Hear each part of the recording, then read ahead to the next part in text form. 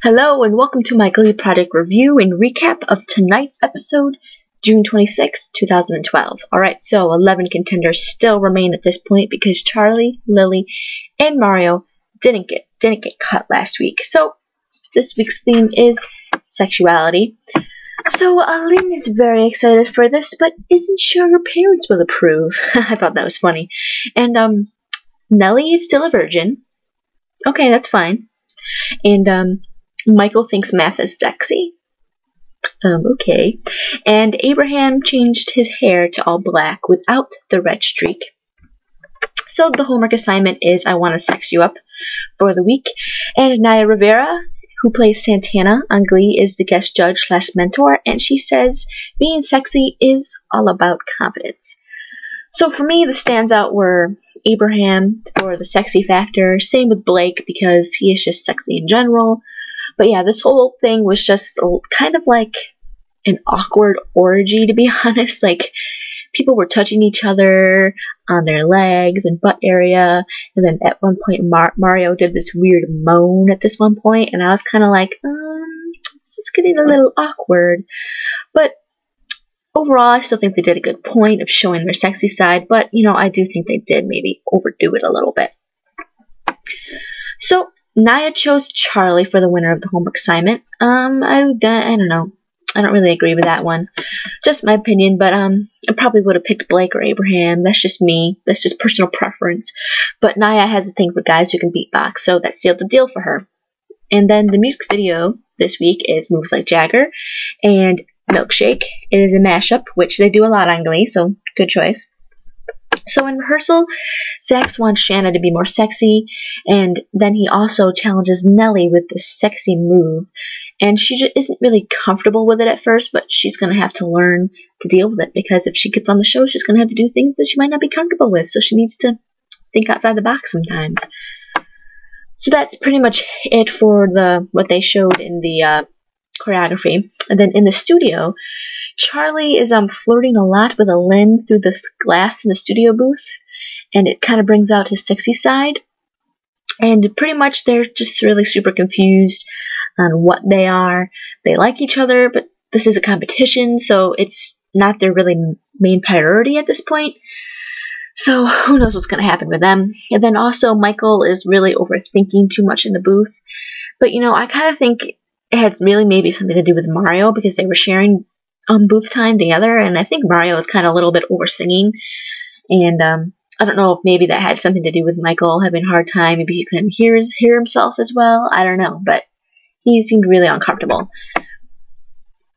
And then for the video shoot, Lily thinks that Lynn will be her biggest competition because Lynn is a big flirt, and Lily isn't the average girl, like size-wise, so she thinks Lynn will be her biggest competition.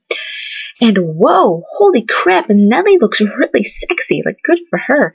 She really got into it. Like, she's got that down. Then also, oh, Charlie, you're always causing trouble. Charlie is trying to take over the shoot with his part a little too much and wants to do everyone's job. That's not my words. I'm not making that up. The casting director actually said that. I know last week people had issues with me saying stuff about Charlie. These aren't my words. That is the casting director's words. I did not say that he's taking over. They said that. So, shh. Alright, and then during the mentor session with Naya, Charlie is a little starstruck when mentoring with Naya, but she just tells him to just be himself and don't force anything. So on to the music video. The music video was pretty much all of them sitting in a sex ed classroom, and everyone just really starts to act sexy, and everyone is just pretty much showing off their swagger and sexiness. It was good. It was a good, solid music video. People that really stood out for me were Nellie, Blake, and Allie. I saw a really whole new side to Nellie that I never saw before. Blake, because he's just overall a sexy person, and Allie because how the heck, like, seriously, like, Allie knows how to be sexy even if she's in a wheelchair, which I think is awesome. So here is the feedback for the week made by the casting. This is not my words at all. This is what they said, so don't get angry at me if I say something, because I did not. This is not my thoughts. This is their thoughts. Okay, so what they said about Nellie was, on the shoot, she became the sexiest thing in the room. she was first called back for this week. Good for her. And then what they said about Tyler was he is on the right path, but his real challenge is to not disappear from the group.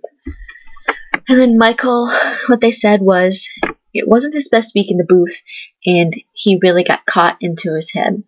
Got caught up in his head, but what's what I meant to say.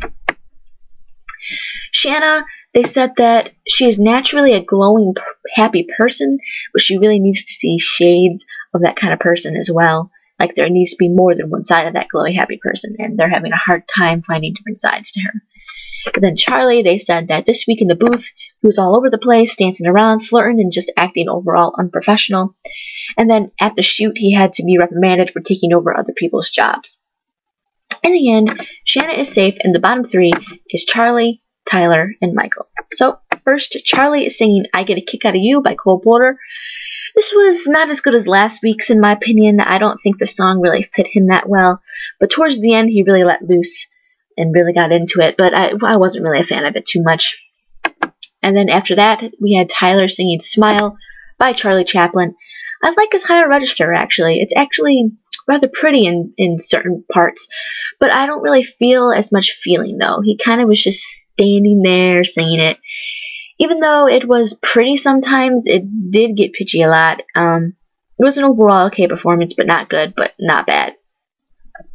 And then lastly, Michael is singing Lucky by Jason Mraz. This is really the first time I've really heard him sing, to be honest. He hasn't really been a front runner, but he hasn't really been like one of the underdogs. He's kind of just there, and I haven't really been paying attention too much to him. He has a good, decent voice. It's okay. It's not the best. It's not the worst. But he did forget the lyrics. Ouch. But yeah.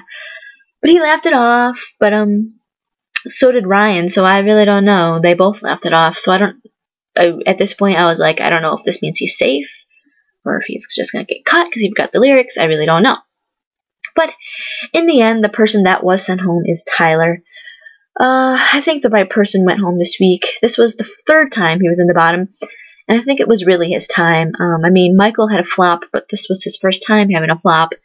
And Charlie, he's just a really hard person to work with, and, you know, that's going to hurt him, but he is talented.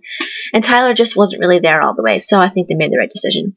So, thank you all for watching. I hope you enjoyed it more than last week. If not, then oh well. Stop watching then if you don't like it.